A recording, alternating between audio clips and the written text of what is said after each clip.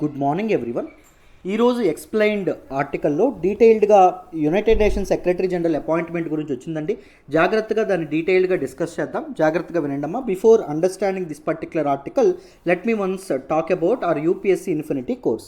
The flagship course offered at our institutes are UPSC Infinity and Group 1. Both APPSC, TSPSC Group 1 courses మనం offer చేస్తున్నామండి. And దాంతోపాటు optional courses కూడా మనకున్నాయి.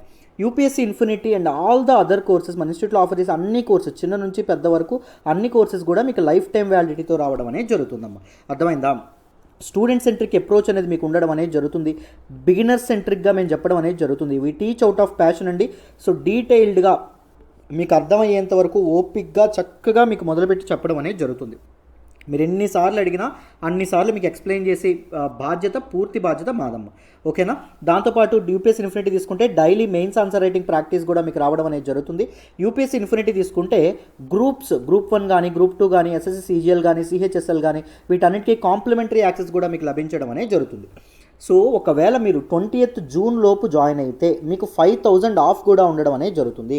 Of కూడా ఇస్తున్నామండి. మనకి 20th June లోపు జాయిన్ అయితే అన్ని ఫ్లాగ్షిప్ కోర్సెస్ మీద 5,000 ఆఫర్ ఉంటుంది. సపోజ్ చూడండి, యూపీఎస్సీ ఇన్ఫినిటీ ఇన్స్టాల్మెంట్స్లో కట్టాలనుకుంటున్నారు అనుకోండి, సింగిల్ పేమెంట్ చేయలేను, నెలకు 5,000 చొప్పున కట్టుకుంటాను సార్ అంటే మీకు 60,000 కాకుండా 5,000 తగ్గి 55,000 అవుతుందండి. అంటే 11 ఇన్స్టాల్మెంట్లో 5,000 చొప్పున కట్టుకోవచ్చు. యూపీఎస్సీ ఇన్ఫినిటీ సింగిల్ పేమెంట్ చేస్తే 50,000 కదా ఫీజు, అది కేవలం 45,000కే ఇవ్వడం అనేది జరుగుతుంది మీరు సింగిల్ పేమెంట్ చేస్తే. గ్రూప్ 1 ఇన్ఫినిటీ బోత్ ఏపీఎస్సీ అయినా టీఎస్పీఎస్సీ అయినా 40,000, ఇన్స్టాల్మెంట్స్లో కడితే 35,000, అంటే 7 ఇన్స్టాల్మెంట్లో 5,000 చొప్పున కట్టుకోవచ్చు. గ్రూప్ 1 అప్ ఫ్రంట్ చేస్తే 35,000 కాకుండా 30,000కే ఇస్తున్నాం. ఆప్షనల్ కూడా మీకు 4 ఆప్షనల్స్ అనేవి మనం ఆఫర్ చేస్తున్నాం. Public administration, PSIR, anthropology and sociology. Public administration, PSIR మన డైరెక్టర్ గారు సురేష్ సార్ చెప్తారు, అండ్ ఆంథ్రోపాలజీ అండ్ సోషియాలజీ నేను చెప్పడం అనేది జరుగుతుంది. సో చక్కగా మా టీచింగ్ స్టైల్ నచ్చితే హ్యాపీగా మీరు జాయిన్ అయ్యే ప్రయత్నం అయితే చేయండి.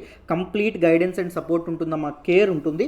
సో ఆలోచించి వైజ్ డెసిషన్ అనేది తీసుకోండి. జాయిన్ అవ్వాలనుకుంటే ఇది ప్రత్యూష మేడం నెంబర్ 7893899553. ఈ నెంబర్కి ఫోన్ చేసి మీరు చక్కగా జాయిన్ అవ్వచ్చు. మరి ఈరోజు మన ఎక్స్ప్లెయిన్డ్ ఆర్టికల్లోకి వెళ్ళిపోదామా? జాగ్రత్తగా వినండి అన్న. సో మొదట న్యూస్లోకి ఏమొచ్చిందో చూద్దాం. ఎందుకు న్యూస్లోకి మన యునైటెడ్ నేషన్స్ యొక్క సెక్రటరీ జనరల్ గురించి వచ్చిందో చూడండి.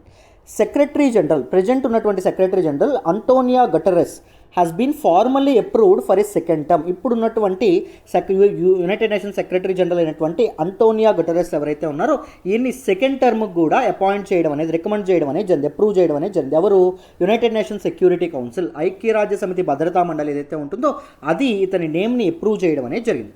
He will have a term of 5 more years starting January 1st to 2022. So 2021 December 31కి ఈ ప్రజెంట్ టర్మ్ కంప్లీట్ అయిపోతుంది.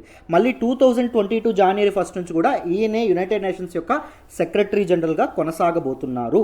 ఇది మనకు న్యూస్లోకి వచ్చింది. So United nations security council ఏదైతే ఉంటుందో ఇది తన అప్రూవల్ అనేది తెలిపిందమ్మా. సో ఇప్పుడు ఈ రికమెండేషన్ ఏదైతే ఉంటుందో it will go to United nations general assembly. General అసెంబ్లీకి వెళ్తుంది, wear the member states will decide upon his appointment. కానీ యునైటెడ్ నేషన్స్ జనరల్ అసెంబ్లీకి వెళ్ళి జస్ట్ ఫార్మాలిటీకి వెళ్తుందండి. యునైటెడ్ నేషన్స్ సెక్యూరిటీ కౌన్సిల్ ఏదైతే ఉంటుందో దాని తాలూకా డెసిషనే ఫైనల్, అండ్ మన తాలూకా యునైటెడ్ నేషన్స్ జనరల్ అసెంబ్లీ కన్ఫామ్గా ఆమోదించడం అనేది జరుగుతుంది.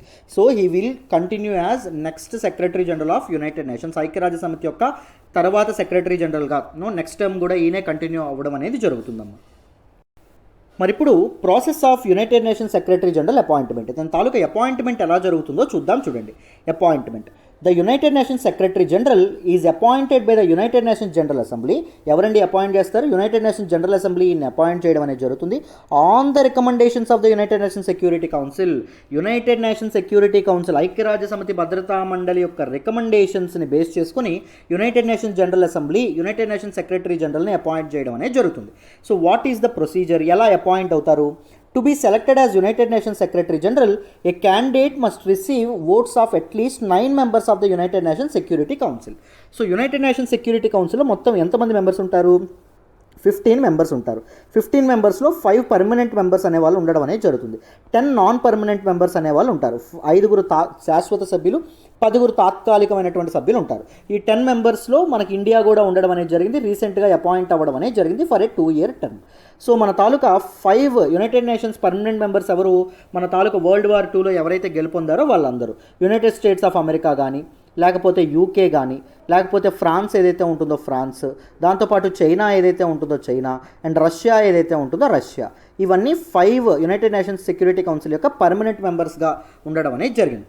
సో మొత్తం 15 మెంబర్స్ ఎవరైతే ఉన్నారో యునైటెడ్ నేషన్స్ సెక్యూరిటీ కౌన్సిల్లో, అందులో 9 ఓట్లు అనేవి పడాలి. 9 మంది ఈయన కంటిన్యూ అవ్వడం మాకు ఇష్టమే, లేకపోతే పలానా వ్యక్తి అపాయింట్ అవ్వడం మాకు ఇష్టమే అని చెప్పాలండి, with no vetoes from permanent members. దాంతోపాటు ఇంకొక ఇదేంటి, 9 ఓట్లతో పాటు పర్మనెంట్ మెంబర్స్ ఎవరు వీటో చెప్పకూడదు, నో చెప్పకూడదు. సో ఒక్కరికి పర్మనెంట్ నేషన్స్లో ఇప్పుడు సపోజ్ అతనికి ఇప్పుడు ఈయన కంటిన్యూ అవ్వడం యూఎస్ఏకి ఇష్టం లేదనుకోండి, యూఎస్ఏ వీటో అని చెప్పింది అనుకోండి, నో అని చెప్పింది అనుకోండి, ఈయన అపాయింట్ అవ్వడం అనేది జరగదు. సో వీళ్ళందరూ ఎవరైతే ఉంటారో పర్మనెంట్ నేషన్స్కి వీటో పవర్ అనేది ఉంటుందమ్మా. సో నాన్ పర్మనెంట్ నేషన్స్కి కలెక్టివ్ వీటో, ఈ 10 మెంబర్స్కి కలెక్టివ్ వీటో అనేది ఉండడం అనేది జరుగుతుంది. అందరికీ కలిపి వీటో ఉంటుంది, మెజారిటీ డెసిషన్ అనేది తీసుకోవడం అనేది జరుగుతుంది. అర్థమైందా? సో చూడండి, therefore the secretary general selection is subject to the veto of any of the 5 permanent members. So secretary generals యొక్క సెలక్షన్ ఏదైతే ఉంటుందో it is subject to veto of any of the 5 permanent members. ఏ 5 పర్మనెంట్ మెంబర్స్లో అయినా ఒక్కరైనా, so 5 ఎవరు, France, Russia, United Kingdom and United States, ఈ 5 ఒక్కరైనా వీటో చెప్పారనుకోండి, ఆయన అపాయింట్ సెక్రటరీ జనరల్గా అపాయింట్ అవ్వడం అనేది జరగదు. సెక్యూరిటీ కౌన్సిల్ యొక్క పర్మనెంట్ మెంబర్స్ యొక్క డెసిషన్ అనేది చాలా చాలా ఇంపార్టెంట్. మొత్తం 15 ఓట్లలో ఎన్ని ఓట్లు పోల్ అవ్వాలి, ఈయనకి సపోర్ట్గా 9 ఓట్స్ అనేవి రావాలి. The United States of America used this power to deny Egypt's Boutros Ghali a second term in 1997. ముందు వీటో పవర్ ఎప్పుడు వాడడం అనేది జరిగిందో చూడండి. పర్మనెంట్ మెంబర్ అయినటువంటి United States of America Egypt యొక్క క్యాండిడేట్ అయినటువంటి బట్రోస్ ఘాలీ ఎవరైతే ఉన్నారో ఈయన సెక్రటరీ జనరల్ అవ్వకూడదు అని వీటో పవర్ వాడడం అనేది జరిగింది. చైనా కూడా సేమ్ వీటో పవర్ వాడింది, ఎప్పుడు 1981లో వాడడం అనేది జరిగింది. ఎందుకు, for denying Austria's Waldheim a third term. So ఆస్ట్రియాకి సంబంధించినటువంటి వల్దేమ్ ఎవరైతే ఉన్నారో ఆల్రెడీ ఇన్ 2 టర్మ్స్ చేశారండి.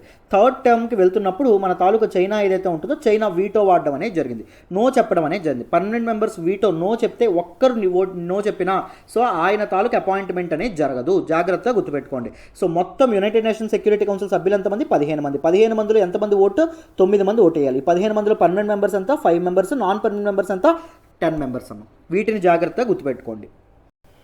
So the other 10 elected non permanent members of the United nations security council do not have the veto powers. వీళ్ళకి ఎవరికి veto powers ఉండదు, no చెప్పేటటువంటి అంటే సింగిల్ వీటో అనేది ఉండదు, వీళ్ళందరికీ కలెక్టివ్ వీటో అనేది ఉంటుంది. But their backing is crucial. కానీ బ్యాకింగ్ అనేది చాలా చాలా important, as the candidate requires at least 9 out of 15 oats.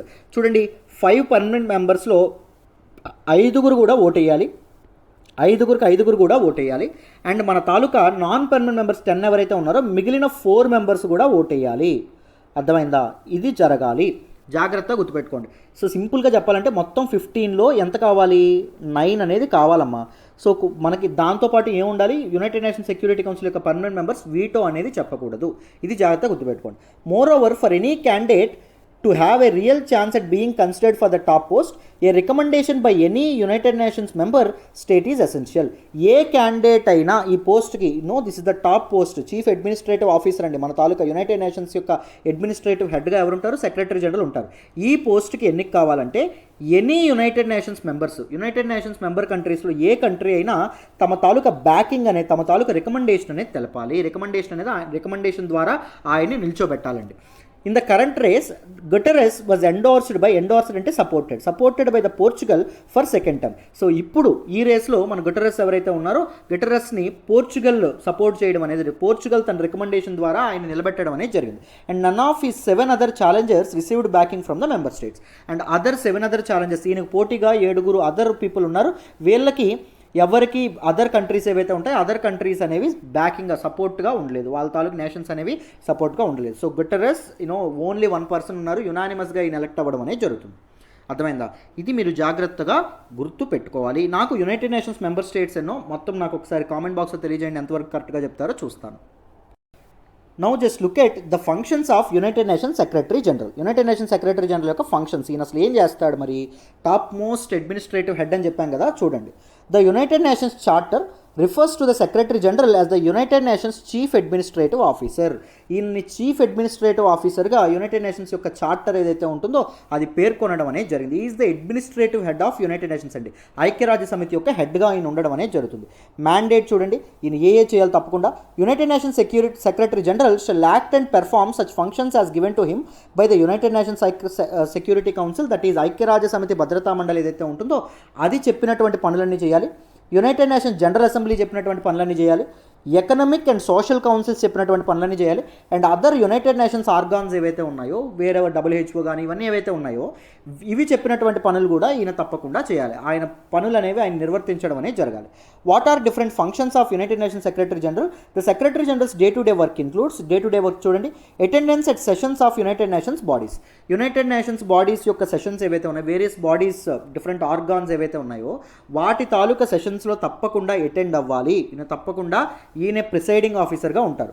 Consultations with world leaders, government officials. So world leaders ఎవరైతే ఉన్నారో world leaders and government officials ఎవరైతే ఉన్నారో గవర్నమెంట్ అఫీషియల్స్కి తో కన్సల్టేషన్స్ అనేవి జరపాలి. సో వాళ్ళతో చర్చలు అనేవి జరిపి డెసిషన్స్ అనేవి తీసుకోవాలి. World wide travel intended to keep the secretary general in touch with the peoples of the United Nations member states.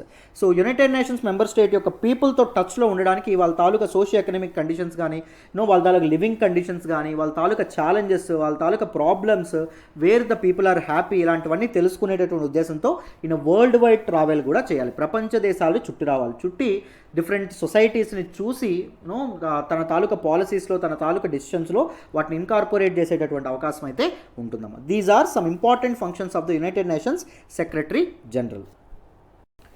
Important note చూడండి, all the 9 occupants of the post have been men. ఇప్పటి వరకు ఎవరైతే 9 మంది చేయడం అనేది జరిగిందో United Nations secretary జనరల్గా, ఈ 9 మంది కూడా మగవాళ్ళండి, ఒక్క ఆడవాళ్ళు కూడా ఎవరు చేయలేదు ఇప్పటి వరకు. There is technically no limit to the number of 5-year terms a secretary general may serve. ఒక సెక్రటరీ జనరల్ ఎన్నిసార్లు అయినా సర్వ్ చేయొచ్చు, ఎన్ని టెన్యూర్స్ అయినా ఎన్ని టర్మ్స్ అయినా సర్వ్ చేయొచ్చు. దానిలో ఎటువంటి అడ్డు లేదు టెక్నికల్గా. బట్ ఇప్పటి వరకు ఎవ్వరు కూడా 2 టర్మ్స్ కంటే ఎక్కువగా చేయలేదు. ఇప్పటివరకు ఎవరు మ్యాక్సిమం 2 టర్మ్స్ చేయడం అనేది జరిగింది, కానీ 2 టర్మ్స్ కంటే ఎక్కువగా ఏ సెక్రటరీ జనరల్ చేయలేదు. దాంతోపాటు ఇంకొకటి ఏంటి అంటే, most of the secretary generals are from neutral states అండి. చాలా వరకు న్యూట్రల్ స్టేట్స్ నుంచే రావడం అనేది జరుగుతుంది. మోస్ట్ పవర్ఫుల్ స్టేట్స్ కానీ, లేకపోతే యాంబిషియస్ స్టేట్స్ ఏవైతే ఉంటాయో యాంబిషియస్ కంట్రీస్ నుంచి రారు. ఓన్లీ న్యూట్రల్ స్టేట్స్ అండ్ దాంతోపాటు developing and underdeveloped nations ఏవైతే ఉన్నాయో వాటి నుంచే ఈయన ఎన్నుకోవడం అనేది జరుగుతుంది. This is also very very important thing. మీకు consider the following statements true or false అని చెప్పి ఇలాంటి స్టేట్మెంట్స్ అడగొచ్చు. జాగ్రత్తగా వీటిని నోట్ మేకింగ్ అనేది చేసుకోవాలి. ఐ హోప్ ప్రతి ఒక్కరికి ఈ పర్టికులర్ ఆర్టికల్ అనేది అర్థమైందని అనుకుంటున్నాను, ఎలా United Nations secretary general appoint అవుతారండి. చూడండి, యునైటెడ్ నేషన్స్ సెక్రటరీ జనరల్ ఎవరైతే ఉన్నారో is the chief administrative officer అండి. చీఫ్ అడ్మినిస్ట్రేటర్ ఆఫీసర్, జాగ్రత్తగా గుర్తుపెట్టుకోండి. ఈయన తాలూకా అపాయింట్మెంట్కి యునైటెడ్ నేషన్ సెక్యూరిటీ, ఈయన తాలూకా అపాయింట్మెంట్ ఎలా అవుతుంది, యునైటెడ్ నేషన్ జనరల్ అసెంబ్లీ అనేది అపాయింట్ చేస్తుంది. ఎవరి తాలూకా రికమెండేషన్ ఉండాలి దానికి, యునైటెడ్ నేషన్ సెక్యూరిటీ కౌన్సిల్ యొక్క రికమెండేషన్ ఉండాలి. యునైటెడ్ నేషన్ సెక్యూరిటీ కౌన్సిల్లో మొత్తం ఎంతమంది మెంబర్స్ ఉంటారు? 15 మెంబర్స్ ఉంటారు. 15 మెంబర్స్లో ఎన్ని ఓట్లు పోల్ అవ్వాలి? ఆయనకు సపోర్ట్గా 9 ఓట్స్ పోల్ అవ్వాలి. ఇంతకీ ఈయన నిల్చోడానికి ఏముండాలి? ఎనీ మెంబర్ స్టేట్ ఏదైతే ఉంటుందో మెంబర్ స్టేట్ అనేది ఆయనకి సపోర్ట్ అనేది చేయాలి, బ్యాకింగ్ అనేది సపోర్ట్ చేయాలి. ఇప్పుడున్నటువంటి కరెంట్ మెంబర్కి ఎవరండి సపోర్ట్ చేయడం అనేది జరిగింది? పోర్చుగల్ ఏదైతే ఉంటుందో పోర్చుగల్ సపోర్ట్ చేయడం అనేది జరిగింది. ఇప్పటి వరకు యునైటెడ్ నేషన్ సెక్రటరీ జనరల్గా పనిచేసినటువంటి 9% ఎవరైతే ఉన్నారో అందరూ మెన్నే, అందరూ మగవాళ్ళే ఉండడం అనేది జరిగింది. ఎవ్వరూ లేడీస్ అనేవాళ్ళు, ఉమెన్ అనేది ఉండడం అనేది జరగలేదు. అర్థమైందా? సో ఎటువంటి టర్మ్స్కి ఎటువంటి లిమిట్ అనేది లేదు. బట్ ఎవరు కూడా 2 టర్మ్స్ కంటే ఎక్కువగా ఇప్పటి వరకు పనిచేసింది అయితే లేదు. యునైటెడ్ నేషన్ సెక్యూరిటీ కౌన్సిల్లో అంటే ఐక్యరాజ్య సమితి భద్రతా మండలిలో ఎంతమంది సభ్యులు ఉంటారు? 5 permanent nations and 10 non permanent nations ఉంటారు. 5 పర్మనెంట్ నేషన్స్కి ఏముంటుంది? వీటో పవర్ అనేది ఉంటుంది. 10 నాన్ పర్మనెంట్ నేషన్స్లో ఇండియా కూడా ఉండడం అనేది జరిగింది. January 1, 2021 నుంచి India non permanent nation of United Nation security కౌన్సిల్గా బాధ్యత వహించింది. So United Nation security council యొక్క నాన్ పర్మనెంట్ నేషన్స్కి ఏముంటుంది? కలెక్టివ్ వీటో అనేది ఉండడం అనేది జరుగుతుంది. సో డిఫరెంట్ ఫంక్షన్స్ కూడా డీటెయిల్గా డిస్కస్ చేయడం అనేది జరిగింది. జస్ట్ టకటక రివిజన్ చేసేసాను. సో అందరికీ ఎక్స్ప్లెయిన్డ్ ఆర్టికల్ అర్థమైందని అనుకుంటున్నాను. నా ఎక్స్ప్లెనేషన్ వస్తున్నట్టయితే కీప్ లైకింగ్ అవర్ వీడియోస్ అండి. మీ ఫ్రెండ్స్తో షేర్ చేసుకోండి. ఎలా ఉందో కామెంట్ చేయండి. డౌట్స్ ఏమన్నా కామెంట్ చేయండి. నేను అక్కడ రిప్లై కూడా ఇస్తాను. Thank you so much for all the support so far అమ్మ. చక్కగా జాయిన్ అవ్వాలంటే మన యూపీఎస్సీ ఇన్ఫినిటీలో consider joining our UPSC infinity. Life time validity వస్తుంది. సో డీటెయిల్డ్గా మన అమ్మ భాషలో తెలుగు భాషలో మీకు అర్థమయ్యేటట్టు ఎన్నిసార్లు అడిగినా ఓపిక్గా చెప్పడం అనేది జరుగుతుంది. We have bunch of passionate faculty. ప్రతి ఒక్కరూ ఓపిక్గా మీకు చెప్పడం అనేది జరుగుతుంది. మమ్మల్ని నమ్మి జాయిన్ అవ్వండి. మీ నమ్మకం అయితే ఒమ్ము కాదు. 20th జూన్ లోపు ఆఫర్ అనేది ఉంది, ఉపయోగించుకోండి అమ్మ. 5,000 తగ్గుతుంది ఏకంగా, నెవర్ బిఫోర్ ఆఫర్. సో చేయండి. ఆప్షనల్ కోర్సెస్ కూడా పబ్లిక్ అడ్మినిస్ట్రేషన్, దాంతోపాటు పిఎస్ఐఆర్, ఈ రెండు సురేష్ సార్ చెప్తారు. అండ్ దాంతోపాటు యాంథ్రపాలజీ అండ్ సోషియాలజీ నేను చెప్తాను. చక్కగా తీసుకునే ప్రయత్నం చేయండి. మీకు డీటెయిల్డ్గా చెప్తూ నోట్స్ ఇస్తాము. కేర్ అనేది ఉంటుంది. లైవ్ ఆన్సర్ రైటింగ్ ప్రాక్టీసెస్ కూడా చేయిస్తాం. థ్యాంక్ యూ సో మచ్ అమ్మ. బాయ్.